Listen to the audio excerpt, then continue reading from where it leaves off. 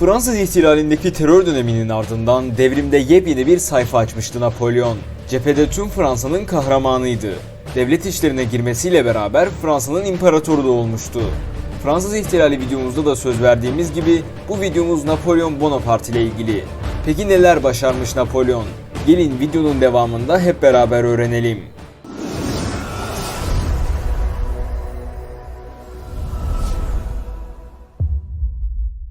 Napolyon Bonaparte 1769'da Korsika'da dünyaya gelmişti.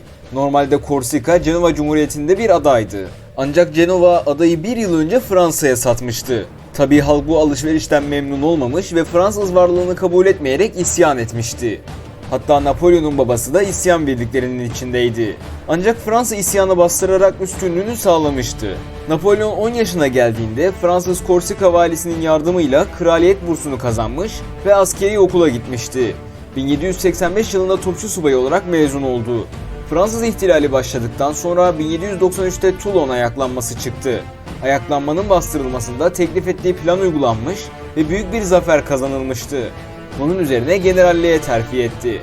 Daha sonra Jacobenlerin Paris'te çıkardığı isyanın bastırılması görevi de ona verildi. Bu olayda da yıldızı parladı. Bu büyük başarılar onu Avusturya ile savaşan ordunun başına getirdi. Askeri dehası sayesinde burada da büyük bir zafer kazandı. Savaşın sonunda imzalanan Campo Formio barışının 4 önemli noktası vardı. 1. Venedik Cumhuriyeti tarihten siliniyordu. 2. Avusturya Dalmaçya kıyılarını alarak Adriyatik'e açılıyordu. 3. Günümüz Yunanistan'ın batı kıyılarındaki 7 adayı alan Fransa böylece Osmanlı'ya komşu oluyordu. Hatta bu yakınlaşma sayesinde ihtilal fikirleri Balkanlara sıçrayarak Osmanlı'nın sonunu getiren İttihatçıların yükselişini sağlayacaktır. 4. Napolyon'un Kuzey İtalya'da kurduğu cumhuriyetler ihtilal fikirleriyle yoğrularak İtalya'nın birleşmesini sağlayacaktır. İtalyan siyasi birliğinin sağlanması ile ilgili daha önce bir video yapmıştık. Kartlardan çıkan bağlantıya tıklayarak izleyebilirsiniz. Napolyon Avrupa'da tehdit oluşturabilecek çoğu gücü etkisiz hale getirmişti. Şimdi geriye İngiltere kalıyordu. Ancak görüşmeler sırasında İngiltere ile bir anlaşmaya varılamadı. Napolyon da bu yüzden İngiltere'yi barışa zorlamak istedi. Peki nasıl? İngiltere'ye hassas bir noktadan vurmak gerekir. Bu noktada Mısır'dı. Mısır, İngiltere'nin Hindistan'la olan ulaşım yollarının üzerinde gayet stratejik bir noktaydı. Bu nokta ele geçirilir ve İngiltere'nin Hindistan'la olan bağlantısı burada kesilecek olursa İngiltere ekonomik sıkıntıya düşer ve Fransa ile barışa mecbur kalırdı. Ayrıca Osmanlı İmparatorluğu'nun Mısır üzerindeki otoritesi zayıf olduğundan burası kolayca ele geçirilebilir ve Fransa bir sömürge kazanabilirdi. Daha sonra Süveyş'te bir kanal açılarak eğer başarılı olursa Hindistan'a kadar ulaşılabilirdi. 19 Mayıs 1798'de Toulon limanından hareket eden donanma önce yol üzerindeki Malta'yı ele geçirdi ve daha sonra Mısır'a yöneldi. 2 Temmuz'da İskenderiye ele geçirildi ve Fransa Mısır'daki ilk toprağını kazandı. Daha sonra 21 Temmuz'da da Kahire ele geçirildi. 1 Ağustos'ta Fransız donanmasını arayan İngiliz donanması İskenderiye'ye çok yakın bir konumda olan Abukir koyundaki Fransız donanmasına ani bir baskın yaptı. Baskından sadece 4 gemi kaçabildi ve donanma neredeyse yok oldu. Napolyon'u Fransa'ya geri götürecek gemiler artık yoktu.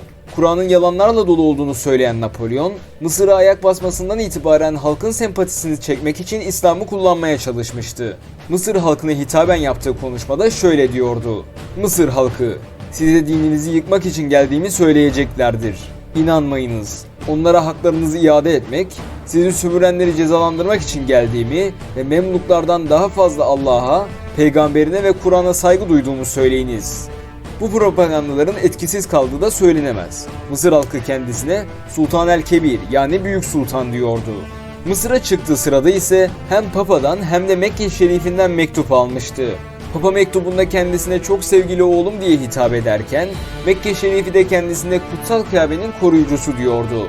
Mısır seferi Fransa'ya karşı yapılan mücadeleye 2 yeni devletin de katılmasına sebep olmuştur: Rusya ve Osmanlı İmparatorluğu. Osmanlı Devleti kendi topraklarını işgal eden bir devlete karşı elbette seyirci kalamazdı. Rusya'nın katılması ise şu sebeplerdendi: 1. Malta şövalyeleri Rusçarının himayesine girmişlerdi. Napolyon'un Mısır'a gelirken Malta'yı alması Rusya'yı sinirlendirdi. 2. Campo Formio anlaşması ile 7 adayı alan Fransa, buradan Mora ve Arnavutluk'ta kışkırtmalar yapıyordu. Balkanlara kendisi göz koyan Rusya, buraların Fransa'nın eline geçmesinden korkmaya başlamıştı. 3. Mısır'ı ele geçiren Napolyon buradan yukarı çıkabilir ve Osmanlı İmparatorluğunu yıkabilirdi. Halbuki Osmanlı İmparatorluğu'nun toprakları üzerinde Rusya'nın emelleri vardı. Bu sebeple İngiltere Aralık 1798'de ve Rusya'da Ocak 1799'da Osmanlı Devleti ile ittifak yaptılar. Tarihte ilk defa Rus donanması boğazlardan geçti ve Osmanlı donanması ile birlikte 7 adayı zapt etti. Napolyon Osmanlı'yı barışa zorlamak için Suriye'ye doğru ilerledi. Gazze ve Yafa'yı ele geçirdi. Daha sonra Akka Kalesi'ni kuşatmaya başladı. Ancak Cezzar Ahmet Paşa onu çok büyük bir hezimete uğrattı. Bu Napolyon'un ilk yenilgisiydi. Mısır'a geri dönmek zorunda kalan Napolyon, askerlerinin çoğunu yolda kaybetti. Hepsi açlık, susuzluk ve hastalıktan öldü. Bu sırada Fransa da karışmıştı. Savaşa bir sürü yeni taraf eklenmiş, her taraftan saldırılmıştı.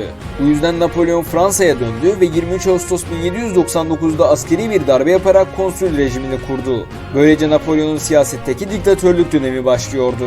Kötü bir haldeki Fransa'yı ele alan Napolyon, yeniden saldırıya geçen Avusturya'yı püskürtünce Lunéville Barışı imzalandı. Bu barışın ardından İngiliz Başbakanı Pitt başbakanlıktan düştü. Yerine gelen Eddington hemen Fransa ile barışa yanaştı. Fransa da zaten savaştan yorulmuştu. Sonunda 27 Mart 1802'de İngiltere ile Fransa arasında Paris'in kuzeyinde Manş kıyılarına yakın Amiens'te barış imzalandı. Bu barışa göre 1. İngiltere, Fransa'nın müttefikleri olan İspanya ve Hollanda'dan ele geçirmiş olduğu bütün sömürgeleri bu iki devlete iade edecek, yalnız Ceylan ve Trinidad İngiltere'de kalacaktı. 2. Malta adasını İngiltere, Malta şövalyelerine iade edeceği gibi Mısır'daki askerlerini de geri çekecekti. 3.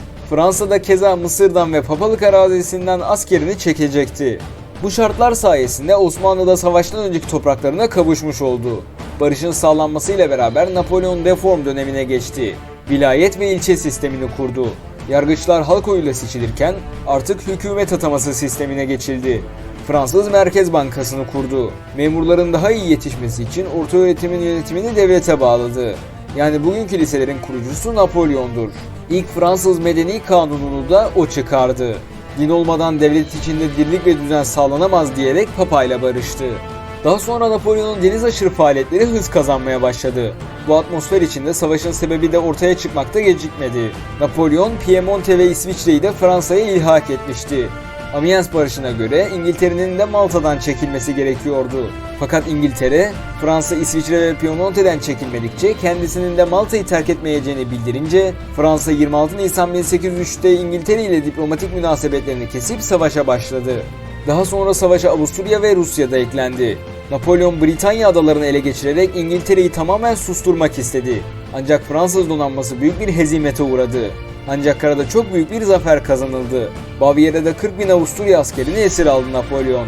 Aynı zamanda Austerlitz Muharebesi de yapılarak Kutsal Roma Cermen İmparatorluğu'na son verilmiş oldu.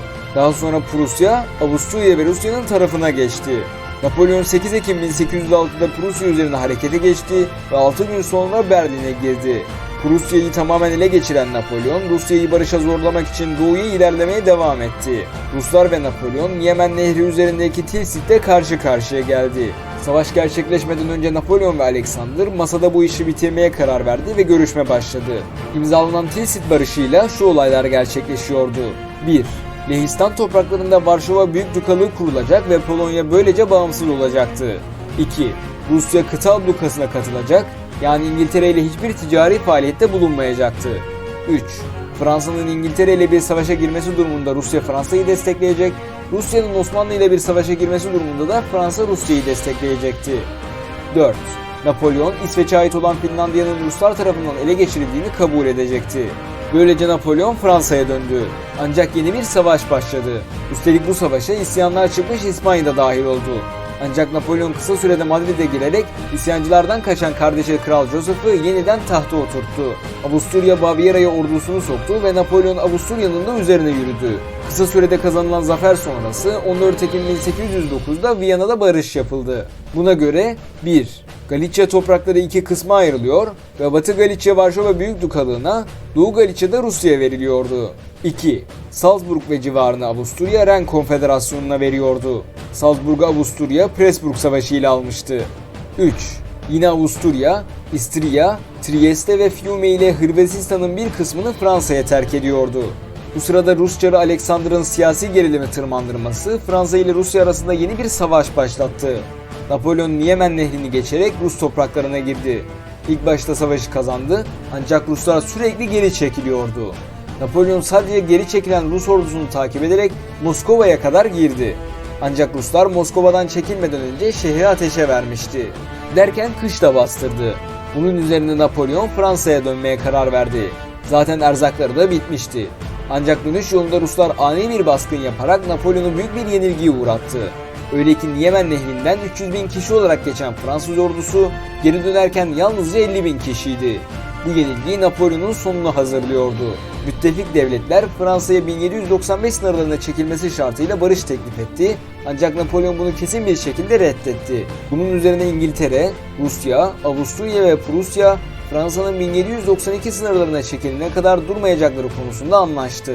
Bu olaylar üzerine Senato, Napolyon'u imparatorluktan azletti ve yönetimi Napolyon hanedanına bırakarak Napolyon'u Elba adasına gönderdi. 30 Mayıs 1814'te imzalanan anlaşmalarla beraber Fransa 1792 topraklarına çekildi. Ancak Napolyon hareketli bir adamdı.